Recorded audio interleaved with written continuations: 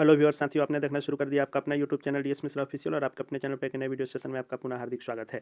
देखिए, आज का जो यह वीडियो आपके लिए होगा वह संबंधित होगा कि जो भी साथी सक्षमता परीक्षा 2024 की तैयारी कर रहे हो या बीपीएससी ट्री जो 3.0 मार्च में होने जा रही है, यदि इन दोनों में से किसी भी संवर्ग की तैयारी कर रहे हैं, यानी सक्षमता परीक्षा 1 से 12 तक के किसी भी संवर्ग की परीक्षा आप देने वाले हैं या बीपीएससी ट्री में 1 से 12 किसी भी संवर्ग की परीक्षा देने वाले हैं, तो चूंकि दोनों का सिलेबस सेम है और उसमें भाग 1 में जो भाषा 30 अंक की परीक्षा होगी, जिसमें 22 अंक आपको हिंदी भाषा से होंगे और आपको 8 अंक जो होंगे वे अंग्रेजी भाषा से होंगे। अंतर यही है कि जो बीपीएससी ट्री की तैयारी कर रहे हैं उनके लिए यह सिर्फ क्वालिफाइंग पासिंग नेचर का होगा, और जो सक्षमता परीक्षा 2024 की तैयारी कर रहे हैं उनके लिए यह मेरिट में स्थान बनाएगा, यानी यह नंबर 150 अंकों में जुड़ेगा। तो दोनों के लिए वीडियो महत्वपूर्ण होने वाला है। और आज का जो यह आपके लिए वीडियो है, यह भाषा 30 अंक की तैयारी से संबंधित जो मेरे द्वारा लगातार वीडियो सीरीज लाए जा रहे हैं उसका यह 7वां सीरीज है। इसके पूर्व भी 6 वीडियो सीरीज मेरे द्वारा भाषा के लाए जा चुके हैं, जिसमें इंग्लिश का भी है। यदि उन सब वीडियो सीरीज को आपने नहीं देखा है तो हमारे वीडियो के प्ले लिस्ट में जाएं और सक्षमता परीक्षा सेक्शन में जाकर उन सभी वीडियो को और अन्य भी विषयों से और अन्य विभाग की तैयारी से संबंधित वीडियो सीरीज को देख सकते हैं। तो वीडियो आज का होगा भाषा 30 अंक की तैयारी से संबंधित होगा और हर चैप्टर से मैंने प्रश्नों को संग्रह करके बनाया है जो आपके लिए बहुत ही उपयोगी साबित होने वाला है। तो वीडियो में अंत तक बने रहेंगे और हमारे चैनल को यदि सब्सक्राइब नहीं किए हैं तो डीएस मिश्रा ऑफिशियल चैनल को सब्सक्राइब करके बेल आइकन को प्रेस कर लेंगे, ताकि आगे भी शिक्षकों से संबंधित एवं शिक्षा जगत की हर एक अपडेट एवं तैयारी से संबंधित वीडियो आपको मिलते रहेंगे। तो वीडियो में बिना देरी किए हम लोग आगे बढ़ते हैं और देखते हैं प्रश्नों को। पहला प्रश्न हमने लिया है कि हिंदी जो होता है, यानी हिंदी भाषा किस लिपि में लिखा जाता है। हर भाषा को लिखने की लिपि होती है जिसमें उस भाषा को लिखा जाता है। जैसे अंग्रेजी को रोमन में लिखा जाता है, वैसे ही प्रश्न है कि हिंदी को किस लिपि में लिखा जाता है। तो हिंदी भाषा को जो लिखा जाता है वह देवनागरी लिपि में लिखा जाता है, इसलिए राइट आंसर सी हो जाएगा, हिंदी देवनागरी लिपि में लिखी जाती है। दूसरा प्रश्न है कि मैथिली के सुप्रसिद्ध कवि कौन है, यानी मैथिली जो भाषा है उस भाषा के सबसे प्रसिद्ध कवि कौन है। ऑप्शन है भिखारी ठाकुर, अमधारी सिंह दिनकर, विद्यापति या नागार्जुन। तो आपका राइट आंसर जो हो जाएगा वह होगा विद्यापति, यानी सी आंसर हो जाएगा कि मैथिली के सुप्रसिद्ध कवि विद्यापति जी हैं। अगले प्रश्न को हम लोग देखते हैं। अगला प्रश्न है, अब जैसे देखिए हमने यही कोशिश किया है पहले के भी वीडियो सीरीज में कि हर चैप्टर से प्रश्नों को उठाएं, ताकि आप इस दिए गए वीडियो सीरीज में जिन प्रश्नों को मैं दे रहा हूं वो सब तो आपको परीक्षा के व्यू से बहुत ही महत्वपूर्ण है ही, सेम क्वेश्चन भी आ सकते हैं, लेकिन आपको चैप्टर देखना है कि किस किस चैप्टर से मैं प्रश्नों को उठा रहा हूँ, और उस चैप्टर को आप विस्तृत रूप से देख लेंगे तो भाषा की तैयारी आपकी हो जाएगी। और जो भी साथी सक्षमता परीक्षा की तैयारी कर रहे हैं उनके लिए जैसा मैंने बताया कि भाषा की तैयारी आपके लिए बहुत महत्वपूर्ण है, क्योंकि ये 30 अंक आपके 150 मेरिट अंक में जुड़ने वाले हैं। तीसरा प्रश्न है जिसमें मैंने वर्णों को लिया है और वर्ण को जोड़कर क्या शब्द बनते हैं, ऐसे प्रश्न बार बार पूछे जाते हैं। तो जैसे द में हलंत जो होता है वह वर्ण द जोड़ अ जोड़ क जोड़ स जोड़ और मिल करके कौन सा शब्द का निर्माण करते हैं, दाग का कि दक्ष का कि दकस का कि दकस का। तो आपको राइट आंसर हो जाएगा दक्ष का, यानी द और अ क स और अ मिल करके दक्ष का निर्माण करते हैं, दक्ष शब्द इससे बनता है। चौथा हमने लिया है प्रश्न कि पंचमाक्षरों का उच्चारण स्थान क्या है। जैसा कि आप जानते हैं कि हर वर्ण के अक्षरों का हर का अपना अपना उच्चारण स्थान होता है, और यह बहुत महत्वपूर्ण है। हर परीक्षाओं में यह पूछा जाता है कि किस अक्षर का, किस वर्ण का या किस वर्ग का उच्चारण स्थान क्या है, यह आपके लिए महत्वपूर्ण हो जाता है। तो देखिए नाक जो होता है, नाक से पंचमाक्षरों यानी क वर्ग का अंग, च वर्ग का य, ऐसे ही आपको अंग, य, अड़, इन सब का नाक से उच्चारण होता है। और अनुस्वार जो होता है, किसी भी शब्द के ऊपर जो अनुस्वार देते हैं उसका भी उच्चारण स्थान नाक होता है। तो राइट आंसर ये हो जाएगा चौथे प्रश्न का। पांचवा प्रश्न को देखते हैं हम लोग। पांचवा प्रश्न है संधि विच्छेद का, है कि कमलेश का विच्छेद क्या होगा। कम जोड़ लेस कि कमल जोड़ इस कि कमल जोड़ एस कि कम जोड़ अलेस। तो कमलेश का जो संधि विच्छेद होगा वह होगा कमल जोड़ इस, बी आंसर इसका होगा। और इसमें जो संधि हुई है वह हुई है गुण स्वर संधि। गुण स्वर संधि में क्या होता है कि अ और इसमें यदि आपको जुड़ते हैं हर्षी या दीर्घी तो ये हो जाते हैं ए बन जाता है। जैसे कमल का अ और इस का दीर्घी, ये दोनों मिलकर ए का निर्माण करते हैं, इसलिए कमलेश हो जाता है। और अ के साथ यदि आपको हर्षु या दीर्घु जुड़ता है तो यह ओ हो जाता है। जैसे जन्म उत्सव होता है तो जन्म जोड़ उत्सव, तो जन्म का अ और हर्षु जुड़ता है तो यह ओ हो जाता है, जन्मोत्सव हो जाता है। तो ऐसे संधि को हम गुण स्वर संधि कहते हैं। तो इसमें गुण स्वर संधि हुआ है और यह कमल जोड़ इस से कमलेश बना हुआ है। छठा प्रश्न है कि यह रास्ता दुर्गम है, सावधानी से चलें। ऐसे प्रश्नों में एक वाक्य दिए गए रहते हैं और यहाँ पर आपको अंडरलाइन किया हुआ रहेगा दुर्गम के नीचे कि यह जो दुर्गम शब्द दिया हुआ रहेगा यह गलत दिया रहेगा, वर्तनी इसकी अशुद्ध होगी। आपको दिए गए विकल्पों में से शुद्ध वर्तनी को चुनना होता है कि इसमें से कौन सा होगा शुद्ध वर्तनी। तो दुर्गम जो लिखते हैं वह ऐसे लिखते हैं, तो राइट आंसर सी हो जाएगा। दुर्गम ऐसे लिखेंगे यानी वाक्य में भी दे देगा वर्तनी, उसके नीचे अंडरलाइन करके शुद्ध वर्तनी ढूंढना होगा, या सीधे शब्द भी दे देगा और देगा कि इस शब्द का शुद्ध वर्तनी क्या होगा, यानी गलत दिया रहेगा तो आपको शुद्ध देना होगा खोज के। या फिर आपको 4 विकल्प दिए हुए रहेंगे, उसमें से 3 गलत रहेंगे और एक सही वर्तनी होगी ऑप्शन में, और प्रश्न दिया रहेगा कि इनमें से शुद्ध वर्तनी कौन है, तो वह शब्द जैसे शुद्ध लिखा जाता है वह आपको चुनना होता है। तो ये भी चैप्टर आपके लिए महत्वपूर्ण होता है। अगले प्रश्न को हम लोग देख लेते हैं। अगला प्रश्न 7वां प्रश्न है कि कान किस तत्सम शब्द से बना है। देखिए, तत्सम शब्द जो होता है वह संस्कृत से हूबहू लिया गया शब्द होता है और इसको विकसित करके तद्भव शब्द बनाया जाता है, जिसका शब्द कान है। और ये किससे लिया गया है, तो कर्ण जो होता है, तो कर्ण से ही कान बना हुआ है, तो इसका तत्सम शब्द कर्ण होता है और इसी से विकसित होकर कान बना हुआ है तद्भव के रूप में। तो यह भी चैप्टर आपके लिए महत्वपूर्ण हो जाता है। समास भी महत्वपूर्ण चैप्टर में से आता है। 8वां प्रश्न हमने उससे लिया है कि लंबोदर में कौन सा समास है। तो देखिए, लंबोदर का है कि लंबा है जिसका उदर अर्थात गणेश। तो आप जानते हैं कि बहुव्रीहि समास जो होता है उसका यही परिभाषा होता है कि वैसे शब्द जिसका जो है अर्थ निकालने पर दूसरा शब्द बन जाता है, दूसरे शब्द आ जाते हैं, वैसे समास को बहुव्रीहि कहते हैं। तो लंबोदर को अगर डिफाइन करेंगे तो लंबा है उदर जिसका यानी गणेश, तो गणेश के लिए लंबोदर शब्द का प्रयोग किया जाता है, इसलिए इसका राइट आंसर जो होगा वह बहुव्रीहि समास हो जाएगा। 9वां प्रश्न देख लेते हैं हम लोग। 9वां प्रश्न है अनेक शब्दों के लिए एक शब्द का इस्तेमाल जो होता है, वो भी चैप्टर अनेक शब्दों के लिए एक शब्द हिंदी भाषा के लिए महत्वपूर्ण है। उससे हमने प्रश्न लिया है कि जो पाप रहित हो, जो पाप रहित हो इस वाक्य के लिए कौन सा शब्द, यानी अनेक शब्दों के लिए एक शब्द कौन सा प्रयोग किया जाएगा। अपाप किया जाएगा कि नौ पाप की निष्पाप की बिना पाप। तो जो पाप रहित होता है उसके लिए निष्पाप शब्द का प्रयोग करते हैं, इसलिए सही जो उत्तर हो जाएगा वह निष्पाप हो जाएगा। निष्पाप यानी जो पाप रहित हो। 10वां प्रश्न है कि उसने मुझे खरा डैश सुनाया, यानी खरा के साथ किस शब्द को बनाया जाता है मिला करके। तो खरा के साथ खोटा होता है, बैठा नहीं होगा, ये नहीं होगा, बड़ा नहीं होगा। राइट आंसर सी हो जाएगा कि उसने मुझे खरा खोटा सुनाया। बोलचाल की भाषा में बहुत शब्दों के मेल से शब्द बनते हैं जिसमें खरा खोटा कहा जाता है, इसलिए राइट आंसर जो होगा वह सी हो जाएगा कि उसने मुझे खरा खोटा सुनाया।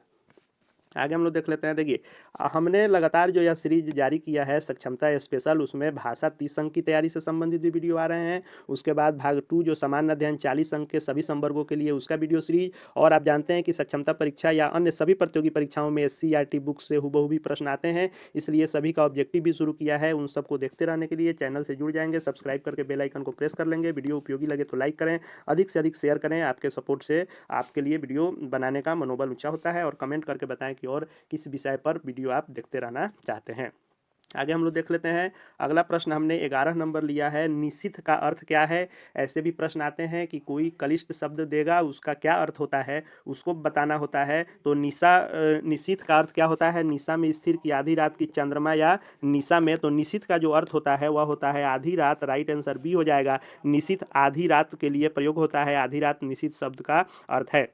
12 नंबर प्रश्न पूछा है कि बालक छुरी से खेलता है। यहाँ पर अंडरलाइन रहेगा कि बालक छुरी से खेलता है में छुरी से किस कारक की ओर संकेत करता है। कारक भी बहुत महत्वपूर्ण चैप्टर होता है हिंदी व्याकरण में। तो आपने कारक को अगर देखा होगा तो उसमें करण से भी होता है और आपादान से होता है, दोनों में से का प्रयोग होता है। लेकिन यहाँ छुरी से जब है तो यह करण होगा कि आपादान होगा। तो देखिए, करण की ओर वह संकेत करेगा कारक जिसमें कि जिस माध्यम से क्रिया हो रही हो, तो उसमें से का प्रयोग होगा तो करण होगा। और जिस जहाँ पर से के द्वारा विच्छेद उत्पन्न होगा, जैसे मान लीजिए दिया गया कि बच्चा छत से कूद गया तो छत से वह अलग हुआ, तो यहाँ से आपादान हो जाएगा। लेकिन यहाँ बालक छुरी से खेलता है तो खेलना क्रिया है और यह क्रिया छुरी से हो रहा है, तो माध्यम छुरी है। तो बालक छुरी से खेलता है यानी जिस माध्यम से क्रिया होती है तो वहाँ से का प्रयोग करण होता है, तो करण कारक हो जाएगा। राइट आंसर इसका ये हो जाएगा। अगला प्रश्न हम लोग 13 नंबर देख लेते हैं। 13 नंबर प्रश्न जो दिया गया है वह दिया गया है कि चौथा व्यक्ति ज़्यादा होशियार है। यहाँ चौथा अंडरलाइन रहेगा। इस वाक्य में चौथा क्या है? तो चौथा व्यक्ति ज़्यादा होशियार है। इसमें चौथा क्या है? क्रिया विशेषण है कि संख्यावाचक है कि गुणवाचक है या तीनों है? तो देखिए चौथा में संख्या का प्रयोग हुआ है कि चौथा ही व्यक्ति होशियार है, तो चौथा का जिक्र है तो संख्यावाचक चौथा संख्या का यहाँ पर प्रयोग किया गया है। तो चौथा व्यक्ति में चौथा संख्यावाचक विशेषण हो जाएगा। 14 नंबर प्रश्न हमने काल से लिया है। भूतकाल, वर्तमान काल, भविष्य काल के सभी जो है जितने भी भाग प्रकार होते हैं उन सबको देखना और उसका परिभाषा भी आपके लिए महत्वपूर्ण हो जाता है। तो देखिए वह खाता होगा, इस वाक्य से एक चीज़ तो तय है कि खाता होगा यानी वर्तमान में क्रिया जो है हो रही है तो वर्तमान ही होगा, लेकिन कौन सा वर्तमान होगा? तो वह खाता होगा यानी संशय भी है, संदिग्ध है, खाता होगा कि नहीं, यहाँ पर संदिग्ध उत्पन्न होता है। तो इसका राइट आंसर संदिग्ध वर्तमान हो जाएगा। वर्तमान में क्रिया होती होगी लेकिन होगा होगी जब होता है तो वह संदिग्ध में हो जाता है, तो संदिग्ध वर्तमान इसका राइट आंसर हो जाएगा। अगले प्रश्न को हम लोग देखते हैं। 15 नंबर प्रश्न है कि तुमने कहा था कि वह सुसंस्कृत है, इस वाक्य में योजक कौन है? तो योजक होता है कि जिससे दो वाक्यों को या एक वाक्य पूर्ण वाक्य के साथ दूसरे उपवाक्य को जोड़ते हैं तो जिससे जोड़ा जाता है वह योजक होता है। तो आपको यहाँ राइट आंसर की हो जाएगा यानी डी नंबर ऑप्शन हो जाएगा कि उसने कहा था कि की से ही वह सुसंस्कृत है, दो वाक्यों को जोड़ा जा रहा है। 16 नंबर प्रश्न है कि अर्थ की दृष्टि से वाक्यों के कितने प्रकार होते हैं? तो वाक्यों के जो प्रकार होते हैं वह अर्थ के दृष्टि से 8 प्रकार होते हैं। राइट आंसर सी हो जाएगा। 8 प्रकार में होते हैं आपके विधानवाचक होता है वाक्य, निषेधवाचक होता है, प्रश्नवाचक होता है, विस्मयादिवाचक होता है, आज्ञावाचक, इच्छावाचक, संकेतवाचक और संदेहवाचक। इस तरह ये 8 प्रकार के वाक्य होते हैं। अर्थ के दृष्टि से सबका अर्थ अलग अलग होता है, सबका मीनिंग अलग होगा, इसलिए अर्थ की दृष्टि से वाक्यों के 8 प्रकार होते हैं। विधानवाचक, निषेधवाचक, प्रश्नवाचक, विस्मयादिवाचक, आज्ञावाचक, इच्छावाचक, संकेतवाचक और संदेहवाचक। इसलिए इस पूरे चैप्टर को आप जरूर देख लेंगे। अगले प्रश्न को देख लेते हैं हम लोग। अगला प्रश्न है कि संज्ञा के कुल कितने प्रकार हैं? संज्ञा बहुत बेसिक है हिंदी व्याकरण का, तो संज्ञा के जो प्रकार होते हैं वह 5 प्रकार होते हैं। व्यक्तिवाचक संज्ञा, जातिवाचक संज्ञा, भाववाचक संज्ञा, द्रव्यवाचक संज्ञा और समूहवाचक संज्ञा। जिससे किसी व्यक्ति विशेष का बोध हो, किसी व्यक्ति विशेष, स्थान विशेष, ये सब व्यक्तिवाचक में आएंगे। जिससे पूरे जाति का संबोध हो वह जातिवाचक आएगा। भाव का बोध होता है तो भाववाचक। द्रव्य जिसको मापा तौला जा सके वैसे जो होंगे वे द्रव्यवाचक संज्ञा होते हैं, और जिनसे समूह का बोध होता है वह समूहवाचक होता है। तो संज्ञा के कुल 5 प्रकार होते हैं। 18 नंबर प्रश्न हमने लिया है वह मुहावरा से लिया है। मुहावरा लोकोक्ति भी हिंदी व्याकरण के लिए बहुत ही महत्वपूर्ण है, और इसमें हमने लिया है कि मुट्ठी गर्म करना, यह एक मुहावरा है। और मुट्ठी गर्म करना मुहावरे का क्या अर्थ होता है? व्यायाम करना, कि हाथ मिलाना, कि पिटाई करना, कि घूस देना। तो मुट्ठी गर्म करना का जो अर्थ होता है इस मुहावरे का वह होता है घूस देना। राइट आंसर डी हो जाएगा। घूस देने को मुट्ठी गर्म करना मुहावरे के रूप में प्रयोग किया जाता है। 19 नंबर प्रश्न हम लोग देख लेते हैं। देखिए रचना एवं रचनाकार, पुस्तक और उसके लेखक, कविता और उसके कवि, उपन्यास और उसके उपन्यासकार, इन सभी प्रश्नों के चैप्टर को निश्चित रूप से देख लेंगे। सक्षमता परीक्षा या बीपीएससी ट्री के लिए यह बहुत महत्वपूर्ण हो जाते हैं। और हमने इससे प्रश्न लिया है कि मधुशाला किसकी रचना है? तो मधुशाला हरिवंश राय बच्चन के जितनी भी इनकी रचनाएं हैं उसमें सबसे ज़्यादा जो फेमस है वह मधुशाला ही है, और मधुशाला हरिवंश राय बच्चन ने लिखा है। इसलिए राइट आंसर जो हो जाएगा वह आपको ए हो जाएगा। मधुशाला की रचना हरिवंश राय बच्चन द्वारा की गई है। 20 नंबर प्रश्न हमने लिया है कि स्वतंत्र भारत के राष्ट्र कवि कौन हैं? तो स्वतंत्र भारत के राष्ट्र कवि किनको माना जाता है? ऑप्शन है गुप्त यानी मैथिली शरण गुप्त, माखनलाल चतुर्वेदी, कि दिनकर यानी रामधारी सिंह दिनकर, बच्चन यानी हरिवंश राय बच्चन। इनमें से कौन है? तो स्वतंत्र भारत के राष्ट्र कवि के रूप में रामधारी सिंह दिनकर को मान्यता मिली है, इसलिए रामधारी सिंह दिनकर राइट आंसर हो जाएंगे कि स्वतंत्र भारत के राष्ट्र कवि रामधारी सिंह दिनकर हैं। अगले प्रश्न को हम लोग देख लेते हैं। 21 नंबर प्रश्न जो है आल्हा किस ऋतु में गाया जाता है? तो देखिए यह राग होता है। भारत में अलग अलग पर्व त्योहारों के लिए अलग अलग मौसम के लिए राग बने हुए हैं, और उस राग को विभिन्न क्षेत्रों में अलग अलग नाम से जाना जाता है। तो आल्हा जो गाया जाता है तो आल्हा वर्षा ऋतु में, बरसात के दिनों में आल्हा राग गाया जाता है। 22 नंबर प्रश्न है कि इनमें से वीर गाथा काल के कौन हैं। जितने भी कवि हैं उन सबको अलग अलग काल के रूप में बांटा गया है कि कौन किस काल के हैं, कबीर, सूरदास, तुलसीदास, चंद्रवरदाई। तो वीर गाथा काल के दिए गए ऑप्शन में से चुनना होगा, क्योंकि हर काल के कई सारे कवि होते हैं, जो ऑप्शन होगा उसमें से चुनना है। तो चंद्रवरदाई जो हैं, जिनकी सबसे प्रमुख रचना पृथ्वीराज रासो है, और पृथ्वीराज रासो भी वीर गाथा काल की रचना है और उनकी वीरता के बारे में बताया गया है। तो चंद्रवरदाई जो हैं वे वीर गाथा काल के हैं। तो आपको सक्षमता परीक्षा अगर आप देंगे तो 1 से 5, 6 से 8, 9, 10 या 11, 12 देंगे, या बीपीएससी ट्री भी 1 to 5, 6 to 8 या 9, 10, 11, 12 कोई भी देंगे, तो इसमें पहला भाग जो होगा 30 नंबर का होगा, और यह 30 अंक होगा, भाषा से संबंधित होगा, जिसमें से आपको 22 अंक जो पूछे जाएंगे वह हिंदी से पूछे जाएंगे, और 8 अंक जो पूछे जाएंगे अंग्रेजी से पूछे जाएंगे।